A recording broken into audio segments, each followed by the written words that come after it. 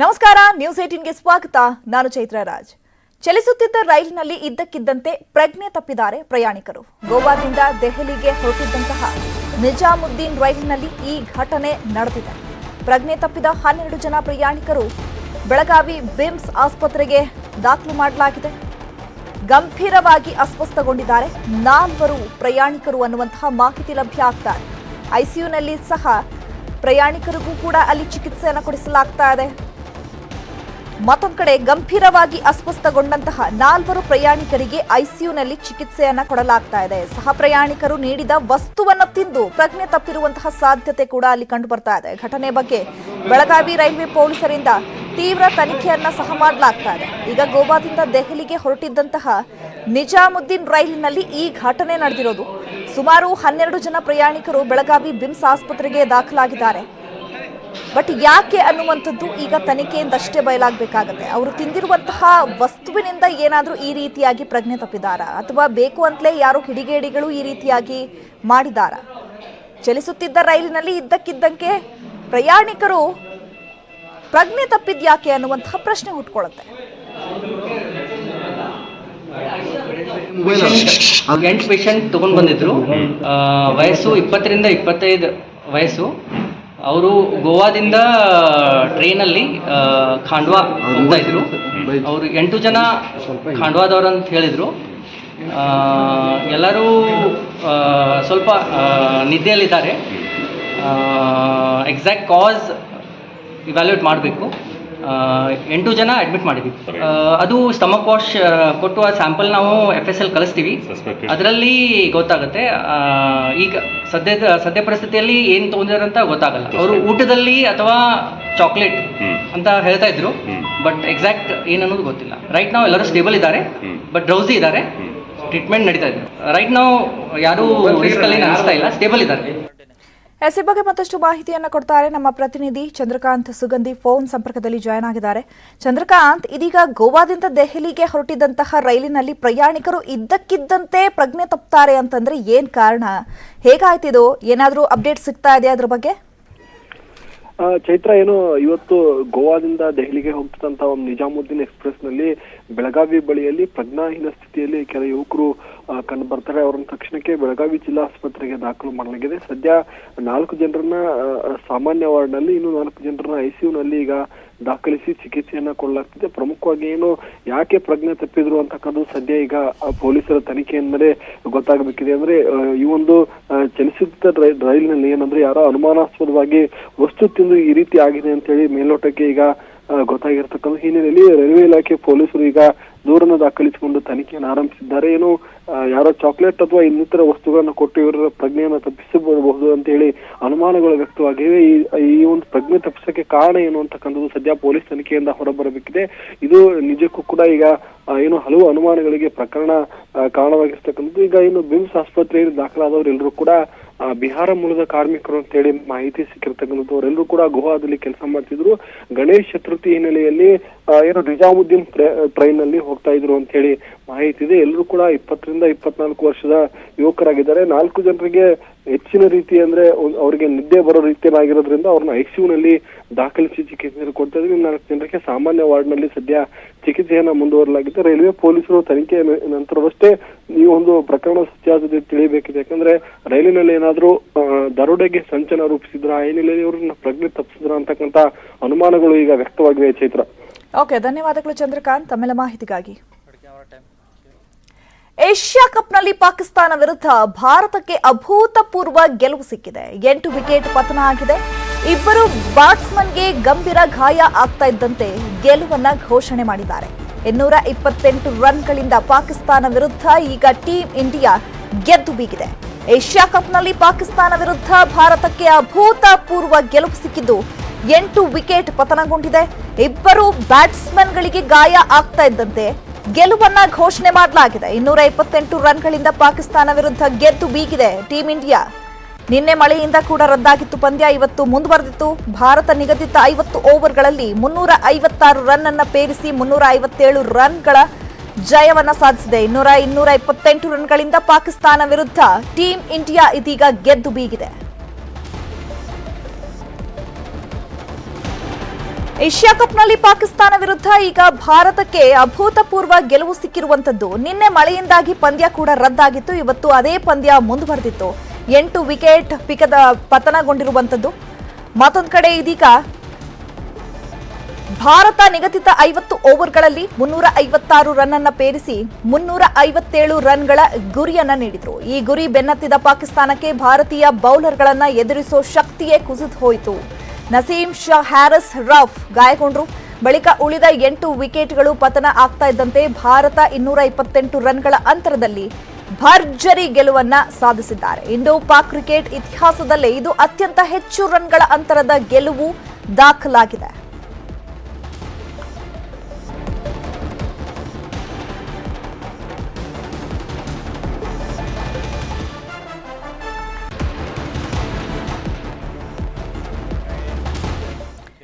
Hubballi BJP core committee ಸಭೆಯಲ್ಲಿ ಅಸಮಾಧಾನ ಸ್ಫೋಟಗೊಂಡಿದ್ಯಾ? ಕೇಂದ್ರ ಸಚಿವ ಪ್ರಹ್ಲಾದ್ ಜೋಶಿ ವಿರುದ್ಧ ಸೀಮಾ ಮಸೂತಿ ಅಸಮಾಧಾನವನ್ನ ವ್ಯಕ್ತಪಡಿಸಿದ್ದಾರೆ. ಹಾಗಿದ್ರೆ ಸಮಸ್ಯೆ ಹೇಳಿದ್ರು ಬಿಜೆಪಿಯಲ್ಲಿ ನೋ ಆಕ್ಷನ್ ಅಂತ ಹಲವರು ಇದೀಗ ಗರಂ ಆಗಿದೆ ಅನ್ನುವಂತಹ ಆರೋಪಗಳು ಸಹ ಕೇಳಿ ಬರ್ತಾ ಇದೆ.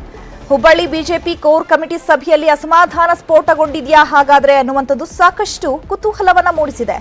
ಕೋರ್ ಕಮಿಟಿ ಸಭೆಗೆ ಗೈರಾಗಿದ್ದಾರೆ ಪ್ರದೀಪ್ ಶೆಟ್ಟರ್, ಮುನೇನಕೊಪ್ಪ, ಬೆಲ್ಲದ್. ಈಗ ಹೋಗೋರ್ ಹೋಗ್ಲಿ, ಪಕ್ಷ ಸಂಘಟಿಸಿ ಅಂತ ಮತ್ತೊಂದು ಕಡೆ ಜೋಶಿ ಅವರು ಕೂಡ ಆಕ್ರೋಶವನ್ನ ವ್ಯಕ್ತಪಡಿಸಿದ್ದಾರೆ ಅಂತ ಹೇಳಲಾಗ್ತಾ ಇದೆ. ಸರ್ಕಾರದ ಮೇಲಷ್ಟೇ ವಾಗ್ದಾಳಿಯನ್ನ ನಡೆಸಿ ಸುಮ್ಮನಾದ್ರ ಕಮಲ ಕಲಿಗಳು ಅನ್ನುವಂಥದ್ದು ಸಾಕಷ್ಟು ಪ್ರಶ್ನೆ ಹುಟ್ಟುಕೊಳ್ತಾ ಇದೆ. ವಿಧಾನಸಭೆ ಚುನಾವಣೆಯಾಗಿ 4 ತಿಂಗಳಾಗಿದೆ.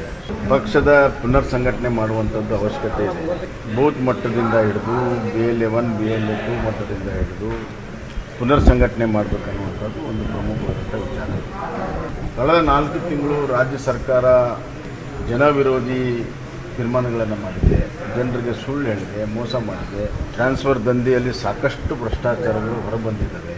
ಇದರ ವಿರುದ್ಧ ಜನಜಾಗೃತಿಯನ್ನು ಮೂಡಿಸಿ ವ್ಯಾಪಕವಾಗಿ ಪ್ರವಾಸ ಮಾಡಿ ಮಹಾನಗರ ಪಾಲಿಕೆ ವ್ಯಾಪ್ತಿಯಲ್ಲಿ ಮತ್ತು ಜಿಲ್ಲಾ ವ್ಯಾಪ್ತಿಯಲ್ಲಿ ಪ್ರವಾಸವನ್ನು ಮಾಡಿ ಜನಜಾಗೃತಿ ಮೂಡಿಸಿ ಅದರ ವಿರುದ್ಧ ಹೋರಾಟವನ್ನು ರೂಪಿಸಬೇಕು. ಉದಾಹರಣೆಗೆ ಈಗ ಬರಗಾಲ ಘೋಷಣೆ ಆಗಬೇಕಾಗಿದೆ, ಮುಂಗಾರು ಫೇಲ್ ಆಗಿದೆ. ಜೂನ್ ತಿಂಗಳಲ್ಲಿ ಕೇಳಿದರೆ ಜುಲೈಲಿ ಮಾಡ್ತೀವಿ ಅಂದರು, ಜುಲೈದಲ್ಲಿ ಕೇಳಿದರೆ ಆಗಸ್ಟಲ್ಲಿ ಮಾಡ್ತೀವಿ ಅಂದರು, ಆಗಸ್ಟ್ ಕೇಳಿ ಸೆಪ್ಟೆಂಬರ್ ಬಂದಿದೆ, ಇನ್ನೂ ಮುಹೂರ್ತ ಎಲ್ಲ ವಿಚಾರಗಳು ಕೇಂದ್ರದ ಮೇಲೆ. ಸಾಮಾನ್ಯವಾಗಿ ರಾಜ್ಯ ಸರ್ಕಾರ ತಾನು ಮಾಡುವಂಥ ಕರ್ತವ್ಯ ಮಾಡದೇನೆ ಎಲ್ಲ ವಿಚಾರಗಳು ಕೇಂದ್ರದ ಮೇಲೆ ಕೊಡುವಂಥ ಪ್ರವೃತ್ತಿ ಆಗ್ತದೆ. ಅಕ್ಕಿ ಕೊಡೋದ್ರಿಂದ ಹಿಡಿದು ಅಕ್ಕಿಗೆ ಏನೋ ವ್ಯವಸ್ಥೆಗಳು ಮಾಡ್ದೇನೆ ಡೇಟ್ ಘೋಷಣೆ ಮಾಡಿ ಇಂಪ್ಲಿಮೆಂಟ್ ಮಾಡಿದವರು ಇವರು ಅದನ್ನು ಕೇಂದ್ರ ಸರ್ಕಾರದ ಮೇಲೆ ಹಾಕೋ ಪ್ರಯತ್ನ ಈಗ ಬಣ್ಣ ಬಯಲಾಗಿದೆ. 5 kg ಏನು ಕೇಂದ್ರ ಕೊಡ್ತದೆ ಅದನ್ನು 3 kg ಕೊಡುವಂಥ. ಈ ಬಗ್ಗೆ ಮತ್ತಷ್ಟು ಮಾಹಿತಿಯನ್ನ ಕೊಡ್ತಾರೆ ನಮ್ಮ ಪ್ರತಿನಿಧಿ ಶಿವರಾಮ ಸುಂಡಿ. ಫೋನ್ ಸಂಪರ್ಕದಲ್ಲಿ ಜಾಯ್ನ್ ಆಗಿದ್ದಾರೆ. ಶಿವರಾಮ ಸುಂಡಿ, ಸ್ವಪಕ್ಷದಲ್ಲೇ ಇದೀಗ ಅಸಮಾಧಾನ ಸ್ಫೋಟಗೊಂಡಿರುವಂತದ್ದು. ಹಾಗಿದ್ರೆ ಇವತ್ತು ಬಿಜೆಪಿ ಕೋರ್ ಕಮಿಟಿ ಸಭೆಯಲ್ಲಿ ಏನೆಲ್ಲ ಆಯ್ತು ಮಾಹಿತಿಯನ್ನ ಕೊಡ್ತಾ ಹೋದ್ರೆ? ಚೈತ್ರ, ಮುಖ್ಯವಾಗಿ ಏನಂದ್ರೆ ಏನು ಪ್ರದೀಪ್ ಶೆಟ್ಟರ್ ಮತ್ತು ಮುನೇನಕೊಪ್ಪ ಅವರ ಅತೃಪ್ತಿಯ ನಂತರ ಮೊದಲ ಬಾರಿಗೆ ಒಂದು ಕೋರ್ ಕಮಿಟಿ ಸಭೆ ನಡೀತು. ಅಂದ್ರೆ ಅದಕ್ಕೊಂದು ತೇಪೆ ಹಚ್ಚುವಂತ ಪ್ರಯತ್ನಗಳನ್ನು ಸಭೆಯಲ್ಲಿ ಮಾಡುವಂತ ಪ್ರಯತ್ನ ಮಾಡಲಾಯ್ತು. ಆದ್ರೆ ಸೀಮಾ ಮಸೂತಿ ಇರ್ಬೋದು, ಮೊದಲಾದ ನಾಯಕರು ಏನಂದ್ರೆ ಪರೋಕ್ಷವಾಗಿ ಪ್ರಹ್ಲಾದ್ ಜೋಶಿ ಅವರ ವಿರುದ್ಧನೇ ಆಕ್ರೋಶ ವ್ಯಕ್ತಪಡಿಸಿದ್ರು. ನೀವು ಟಿಕೆಟ್ ಕೊಡೋ ವಿಚಾರದಲ್ಲಿರ್ಬೋದು ಮತ್ತು ಏನು ಸಂಘಟನೆ ವಿಚಾರದಲ್ಲಿ ಮತ್ತು ಕೆಲವೊಂದು ಮುಖಂಡರ ಕಡೆಗಣನೆ ವಿಚಾರದಲ್ಲಿ ಪದೇ ಪದೇ ಒಂದು ಪುನರಾವರ್ತನೆ ಆಗ್ತಾ ಇದೆ ಅನ್ನೋ ಒಂದು ಮಾತನ್ನು ಹೇಳಿದ್ರು. ಜೊತೆಗೆ ಕಳೆದ ಬಾರಿ ಒಂದು ಒಳ ಒಪ್ಪಂದದ ಮೂಲಕ ಒಳ ಒಪ್ಪಂದದ ಮೂಲಕ ಚುನಾವಣೆಯಲ್ಲಿ ಮೈತ್ರಿ ಮಾಡ್ಕೊಳ್ಳುವಂತ ಪ್ರಯತ್ನ ಮಾಡ್ತು ಮತ್ತು ಒಳ ಒಪ್ಪಂದ ಮಾಡ್ಕೊಳ್ಳಾಯ್ತು ಅನ್ನೋ ಒಂದು ಆಕ್ರೋಶ ವ್ಯಕ್ತಪಡಿಸಿದ್ರು. ಈ ವೇಳೆ ಅಮೃತ್ ದೇಸಾಯಿ ಅವರು ಸಹ ಅದಕ್ಕೆ ಆಕ್ಷೇಪ ವ್ಯಕ್ತಪಡಿಸಿದ್ರು. ಈ ವೇಳೆ ಏನಂದ್ರೆ ಒಂದ್ ರೀತಿಯಲ್ಲಿ ಕಾವೇರಿದ ಚರ್ಚೆ ನಡೀತು ಅಂತ ಹೇಳ್ಬೋದು. ಮತ್ತು ಏನು ಬಹುತೇಕ ನಾಯಕರು ಅಲ್ಲಿ ಪ್ರಹ್ಲಾದ್ ಜೋಶಿ ವಿರುದ್ಧನೇ ಆಕ್ರೋಶ ವ್ಯಕ್ತಪಡಿಸಿದ ಸಂದರ್ಭದಲ್ಲಿ ಮಧ್ಯದಲ್ಲಿನೇ ಎದ್ದು ಹೋಗಿ ಮತ್ತೆ ವಾಪಸ್ ಆದಂತ ಘಟನೆಯೂ ಸಹ ನಡೆದಿದೆ. ಒಟ್ಟಾರೆ ಏನು ಇವತ್ತೇನು ತೇಪೆ ಹಚ್ಚುವಂತ ಪ್ರಯತ್ನ ನಡೀತು, ಆದ್ರೆ ಆ ಒಂದು ತೇಪೆ ಹಚ್ಚುವ ಪ್ರಯತ್ನಕ್ಕೆ ಸಫಲ ಆಗಿಲ್ಲ ಅನ್ನೋ ಒಂದು ಮಾತು ಕೇಳಿ ಬರ್ತಾ ಇದೆ. ಅದೇ ಕಾರಣಕ್ಕಾಗಿನೇ ಅತೃಪ್ತಿಯಲ್ಲಿನೇ ಸಹ ಅವರು ಪ್ರಹ್ಲಾದ್ ಜೋಶಿ ಅವರು ದೆಹಲಿಗೆ ವಾಪಸ್ ಆಗಿದ್ದಾರೆ. ಮತ್ತು ಏನು ರಾಜ್ಯ ಸರ್ಕಾರದ ವಿರುದ್ಧ ಸಂಘಟಿತ ಹೋರಾಟ ಮತ್ತು ಲೋಕಸಭಾ ಚುನಾವಣೆ ಏನು ಸಂಘಟನೆ ಆಗಿರೋ ಒಂದು ಮಾತನ್ನು ಮಾತ್ರ ಹೇಳಿದ್ದಾರೆ. ಆದ್ರೆ ಈಗೇನು ಅಸಮಾಧಾನ ಆಗಿದೆ, ಅತೃಪ್ತಿ ಆಗಿದೆ, ಅದನ್ನು ಶಮನಗೊಳಿಸುವಂತ ಮಾತುಗಳು ಕೇಳಿ ಬಂದಿಲ್ಲ. ಒಟ್ಟಾರೆ ಏನು ಕೋರ್ ಕಮಿಟಿ ಸಭೆ ನಡೀತು, ಒಂದ್ ರೀತಿಯಲ್ಲಿ ಇನ್ಕಂಪ್ಲೀಟ್ ಆಗಿ ಮುಗ್ದಿದೆ ಅಂತ ಹೇಳ್ಬೋದು ಚೈತ್ರ. ಓಕೆ, ಧನ್ಯವಾದಗಳು ಶಿವರಾಮ ಸುಂಡಿ ತಮ್ಮೆಲ್ಲ ಮಾಹಿತಿಗಾಗಿ. ಬೆಂಗಳೂರು ಬಂದ್ ವೇಳೆ ಕೆಲ ಖಾಸಗಿ ಸಾರಿಗೆ ನೌಕರರು ಗೂಂಡಾಗಿರಿ ವರ್ತನೆ ಮಾಡಿದ್ದಾರೆ. ಹಲ್ಲೆ, ಗಲಾಟೆ, ಕಿರುಕುಳ ಸೇರಿದಂತೆ ಹಲವು ಪ್ರಕರಣಗಳು ಇದೀಗ ದಾಖಲಾಗಿದೆ. ನಗರದಾದ್ಯಂತ ಒಟ್ಟು 13 ಪ್ರಕರಣ, 12 ಜನರನ್ನ ಬಂಧಿಸಿದ್ದಾರೆ ಖಾಕಿ ಪಡೆ. ಬೆಂಗಳೂರು ಬಂದ್ ವೇಳೆ ಕೆಲ ಖಾಸಗಿ ಸಾರಿಗೆ ನೌಕರರು ಗೂಂಡಾ ವರ್ತನೆಯನ್ನ ತೋರಿದ್ದಾರೆ. ಇದೇ ವಿಚಾರಕ್ಕೆ ಸಂಬಂಧಪಟ್ಟಂತೆ ಹಲ್ಲೆ, ಗಲಾಟೆ, ಕಿರುಕುಳ ಸೇರಿದಂತೆ ಹಲವು ಪ್ರಕರಣಗಳು ಕೂಡ ಇದೀಗ ದಾಖಲಾಗಿದೆ. ಕೇಂದ್ರ ಮತ್ತು ಆಗ್ನೇಯ ವಿಭಾಗದಲ್ಲಿ 2 ಪ್ರಕರಣ, 3ರನ್ನ ಬಂಧಿಸಲಾಗಿದ್ದು, ಉತ್ತರ ವಿಭಾಗದಲ್ಲಿ 2 ಪ್ರಕರಣ ಹಾಗೆ ಈಶಾನ್ಯ ವಿಭಾಗದಲ್ಲಿ 2 ಕೇಸ್ ಹಾಗೆ 9 ಜನರನ್ನ ಬಂಧಿಸಲಾಗಿದೆ. ಪಶ್ಚಿಮ ವಿಭಾಗದಲ್ಲಿ 7 ಪ್ರಕರಣ ದಾಖಲಿಸಿ ಓರ್ವನನ್ನ ಬಂಧಿಸಿದ್ದಾರೆ ಪೊಲೀಸರು.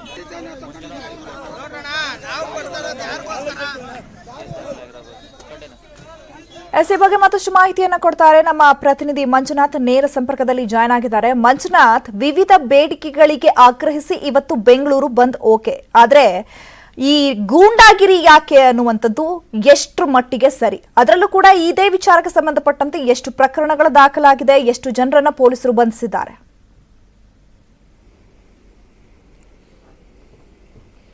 ಚೈತ್ರ, ಒಂದು ಖಾಸಗಿ ಸಾರಿಗೆ ನೌಕರರು ವಿವಿಧ ಬೇಡಿಕೆಗಳನ್ನು ಈಡೇರಿಸುವಂತೆ ಒತ್ತಾಯಿಸಿ ಇವತ್ತು ಇಡೀ ಬೆಂಗಳೂರಿನಾದ್ಯಂತಲೂ ಕೂಡ ಒಂದಷ್ಟು ಪ್ರತಿಭಟನೆಗಳನ್ನು ಹಮ್ಮಿಕೊಂಡಿದ್ರು. ನಿನ್ನೆ ಕೂಡ ನಗರ ಪೊಲೀಸ್ ಆಯುಕ್ತರು ಬಹಳ ಸ್ಟ್ರಿಕ್ಟ್ ಆಗಿ ಹೇಳಿದ್ರು, ಯಾರೂ ಕೂಡ ಬಲವಂತವಾಗಿ ಯಾವುದೇ ಒಂದು ವೆಹಿಕಲ್ ಗಳನ್ನು ಕೂಡ ತಡಿಬಾರದು.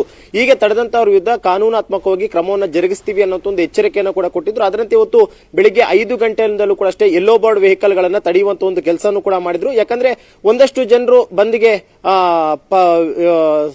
ಒಂದಷ್ಟು ಜನರು ಕೂಡ ಸಹಕಾರವನ್ನು ಕೊಟ್ಟು ಇನ್ನೊಂದಷ್ಟು ಜನ ಸಹಕಾರ ಕೊಡ್ಲಿಲ್ಲ. ಆದ್ರೂ ಕೂಡ ಅಂತಹವರನ್ನ ತಡೆಯುವಂತದ್ದಾಗಿರ್ಬೋದು ಅಥವಾ ಆ ಒಂದು ವೆಹಿಕಲ್ ಗಳ ಮೇಲೆ ದಾಳಿ ಮಾಡುವಂತದ್ದಾಗಿರ್ಬೋದು ಮತ್ತು ಆ ಒಂದು ವೆಹಿಕಲ್ ಗಳನ್ನ ಗಾಳಿಯನ್ನ ಬಿಡುವಂತದ್ದಾಗಿರ್ಬೋದು, ಇಂತಹ ಒಂದು ಪ್ರಕರಣಗಳು ಕೂಡ ಬೆಳ್ಳಂಬೆಳಗ್ಗೆ ಬೆಂಗಳೂರು ನಗರದಲ್ಲಿ ಕಂಡು ಬಂತು. ಇಮಿಡಿಯೇಟ್ ಆಗಿ ಪೊಲೀಸ್ ಎಲ್ಲರನ್ನೂ ಕೂಡ ಅಲರ್ಟ್ ಮಾಡಿದ್ರು. ಯಾಕಂದ್ರೆ ಯಾವ ಒಂದು ವೆಹಿಕಲ್ ಗಳನ್ನ ತಡೆಯುವಂತದ್ದಾಗಿರ್ಬೋದು ಅಥವಾ ಒಂದು ವೆಹಿಕಲ್ ಗಳನ್ನ ಚಾಲನೆ ಮಾಡ್ಕೊಂಡು ಬರ್ದಿರುವಂತ ವಾಹನ ಚಾಲಕರ ಮೇಲೆ ಹಲ್ಲೆಯನ್ನ ಮಾಡುವಂತದ್ದಾಗಿರ್ಬೋದು, ಇಂಥವನ್ನ ಮಾಡುವಂತ ಸಂದರ್ಭದಲ್ಲಿ ಇಮಿಡಿಯೇಟ್ ಆಗಿ ಪೊಲೀಸರನ್ನ ಅಲರ್ಟ್ ಮಾಡ್ತಾರೆ. ಅಲರ್ಟ್ ಮಾಡಿದಂತ ಸಂದರ್ಭದಲ್ಲಿ ಪೊಲೀಸರು ಯಾರು ಆ ಒಂದು ಹಲ್ಲೆಯನ್ನ ಮಾಡಿದ ಅಂತವ್ರ ವಿರುದ್ಧ ಕಾನೂನಾತ್ಮಕ ಕ್ರಮವನ್ನು ಜರುಗಿಸಲು ಕೂಡ ನಗರ ಪೊಲೀಸ್ ಆಯುಕ್ತರು ಸೂಚನೆಯನ್ನು ಕೊಟ್ಟಿದ್ರು.